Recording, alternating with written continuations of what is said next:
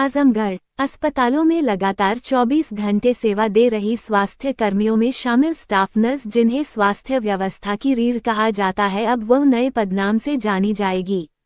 शासन से मंजूरी मिलने के बाद अब स्टाफ नर्सों को उनकी वरीयता के हिसाब से अब नर्सिंग अधिकारी, सीनियर नर्सिंग अधिकारी, सहायक नर्सिंग अधीक्षक, उप नर्सिंग अधीक्षक व मुख्य नर्सिंग अधिकारी के नाम से जाना जाएगा।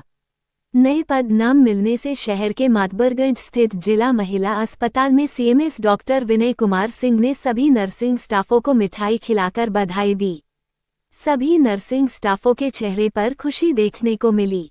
इस मौके पर सीएमएस डॉक्टर विनय कुमार सिंह ने कहा कि अच्छा लगता है कि हमारे नाम के आगे ऑफिसर लग जाए, लेकिन उसके साथ साथ एक जिम्मेदारी भी डेवलप हो जाती है। यदि हम अधिकारी हैं तो हमारी जिम्मेदारी भी बढ़ जाती है, क्योंकि हमें रिस्पॉन्सिबल बनाया जाता है। अधिकारी में सिर्फ अधिकार ही नहीं मिलता, बल्कि कर्तव्य का बोध भी होता है, तो फिर हम अपने कर्तव्यों से भाग नहीं सकते। इस मौके पर स्मिता राय, शकुंतला, श्वेता, स्नेहलता, छाया, पूनम, तेतरी, ममता, सविता, तारा, सोनी, आशा यादव, आशा, वंदना, राजोती सहित बड़ी संख्या में नर्सिंग स्टाफ मौजूद रहे। आप ये मिठाई बांट के खुशियाँ मना रहे हैं अपने स्टाफ के साथ, क्या वजह है? वजह खुशी की है। खुशी की वजह ये है कि हमारे उत्तर प्रदेश सरकार के अपर मुख्य सचिव दीपक कुमार साहब ने एक शासनादेश जारी किया है, और उस शासनादेश के तहत जो हमारे संवर्ग की सबसे ज़्यादा कर्मठ संवर्ग है, जो 24 घंटा तीमारदार से लगता है और मरीजों की सेवा करता है, लगातार डॉक्टर हमारा रहे न रहे, हमारी स्टाफ नर्स, हमारी सीनियर स्टाफ नर्स रहती हैं। तो इन लोगों की बहुत दिन से डिमांड चल रही थी कि हमारे संवर्ग का जो नाम है, पदनाम, उसको चेंज किया जाए, क्योंकि डॉक्टर्स के बाद सबसे अच्छी डिग्री इन लोगों के पास होती है और तनख्वाह भी सबसे ज़्यादा होती है। हमारे संवर्ग में डॉक्टर्स के बाद दूसरे नंबर की तनख्वाह हमारे नर्सिंग ऑफिसर्स का होता है। ये डिमांड चल रही थी, हम लोग भी इसका समर्थन कर रहे थे, क्योंकि मैं एसोसिएशन से भी हूँ, ये समर्थन कर रहे थे। तो ये 21 सितंबर को ये शासनादेश जारी हुआ, और ये हायर लेवल से हुआ, मतलब सिर्फ प्रिंसिपल सेक्रेटरी से नहीं हुआ, बल्कि एडिशनल चीफ सेक्रेटरी के माध्यम से हुआ है। तो आज ये खुशी का दिन हमारे पूरे संवर्ग के लिए, हमारे लिए भी है, हमारे सहयोगियों के लिए है। तो इसको हम लोग सेलिब्रेट कर रहे हैं, और मैं सबको बधाई दूंगा।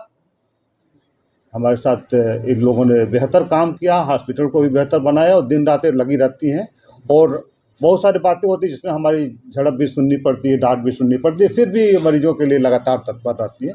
चीज़ों को रोज़ हम बदल रहे हैं। तो अब इन्हें अब किस अन्य नाम से जाना जाएगा? अब जो हमारी पहली पायदान थी जिससे भर्ती होती थी, उस स्टाफ नर्स बोलते थे, उसको अब नर्सिंग ऑफिसर बोलेंगे। अगला पद होगा सीनियर नर्सिंग ऑफिसर का, इसके बाद होगा उप नर्सिंग चिकित्सा अधीक्षक का, फिर होगा चिकित्सा अधीक्षक का, जिसको मातृका बोलते थे, मेट्रन। इस तरह से नाम हो गए, ऑफिसर, सीनियर ऑफिसर, उप अधीक्षक और अधीक्षक। ये चार लेवल का इनका बनेगा। ये नाम हम अभी से, मैं मतलब ये शासनादेश है तो मुझे उससे भी इम्प्लीमेंट करता हूँ, मैं खुशी के साथ इजहार करता हूँ कि करूँगा, और इसकी एक एंट्री इन लोगों के सर्विस बुक में मैं करा दूँगा। आजमगढ़ में आपके हॉस्पिटल में कितने लोगों को अधिकारी बनाया गया है? हमारे यहाँ कुल मिला के जो हमारी परमानेंट जो नर्सिंग वर्क की ऑफिसर्स हैं, उनकी संख्या 36 है। तो 36 में जो जिस रैंक का होगा, नर्सिंग ऑफिसर बनेगा, कोई सीनियर नर्सिंग ऑफिसर बनेगा, कोई उप नर्सिंग अधीक्षक बनेगा, कोई नर्सिंग अधीक्षक बनेगा। सीनियर जैसे हमारे यहाँ होता है ना, मेडिकल ऑफिसर होता है, सीनियर मेडिकल ऑफिसर होता है, कंसल्टेंट होता है, सीनियर कंसल्टेंट होता है, प्रमुख मतलब डिप्टी सीएमओ, एडिशनल सीएमओ, फिर एडी। उसी तरह से इन लोगों का भी है, लेवल 1, 2, 3, 4 करके है। तो ये पद नाम इस तरह से चलेंगे। बस एक चीज़ मैं और कहना चाहूँगा आप लोगों से भी और आप लोगों से भी, कि जैसे अच्छा लगता है कि हमारे नाम पे आगे ऑफिसर लग जाए, लेकिन उसके साथ साथ एक रिस्पॉन्सिबिलिटी भी डेवलप होती है। यदि हम ऑफिसर हैं तो हमारी रिस्पॉन्सिबिलिटी बढ़ जाती है, क्योंकि हमें रिस्पॉन्सिबल बनाया जाता है। अधिकारी में सिर्फ अधिकार नहीं मिलता है, बल्कि कर्तव्य का बोध भी होता है। और हम फिर बच्चों की तरफ भाग नहीं सकते, साहब हमसे क्या मतलब है, हम तो छोटे हैं वो बड़े हैं। आप छोटे नहीं रह गए ना, आप ऑफिसर बन गए, तो ऑफिसर की रिस्पॉन्सिबिलिटी भी उसी हिसाब से आप लोग करते हैं, बेहतर और बेहतर करेंगे। आप लोगों के साथ हमारी शुभकामना है। और मैं चाहूँगा कि आप भी मीडिया के माध्यम से इस बात को समाज में ले जाएं कि एक बहुत ही संवेदनशील और पढ़ा लिखा संवर्ग है, और लगातार अपने, भाई ये भी एक महिला है, इनके भी अपने परिवार होते हैं, इनके भी अपने बच्चे होते हैं, परिवार को भी देखते हुए, बच्चे को देखते हुए, पति को देखते हुए हमारे हॉस्पिटल में दिन रात, सुबह किसी की ड्यूटी है, शाम को किसी की ड्यूटी है, रात में किसी की ड्यूटी है, दिन रात ये लगी रहती है पारिवारिक जिम्मेवारियों का। हम पुरुष लोग तो ऐसा नहीं करते हैं, हम घर में जाएंगे तो हमें उम्मीद करते हैं कि हमें चाय भी कोई दूसरा आदमी दे, ये थक के जाती है तो भी हमें चाय देती हैं। तो इस चीज़ का हम कद्र करें। हम हॉस्पिटल में आते हैं यदि अपने मरीज के साथ, तो इस चीज़ का ध्यान रखें, ये हमसे दोगुना समाज में काम कर रहे हैं। अभी समाज हमारा बदल रहा है।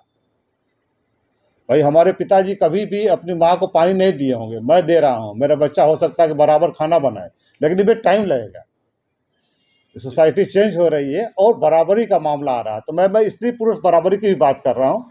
इनको तो जो संवर्ग का सम्मान मिला उसको मैं अप्रिशिएट करता हूँ, लेकिन हमें एक संदेश भी इस मौके पर देना चाहता हूँ। इस समाज को बेहतर बनाना है। यदि महिलाएं हमारे कंधे से कंधे मिला के बराबरी का काम कर रही हैं, ये पुरुष वर्ग का भी दायित्व होता है। उस चीज़ को समझें, हमारे बराबर काम करके यदि आती हैं बाहर से, तो घर में भी हम उनके बराबर काम करें। आप लोगों का धन्यवाद। लड्डू खा के जाइएगा।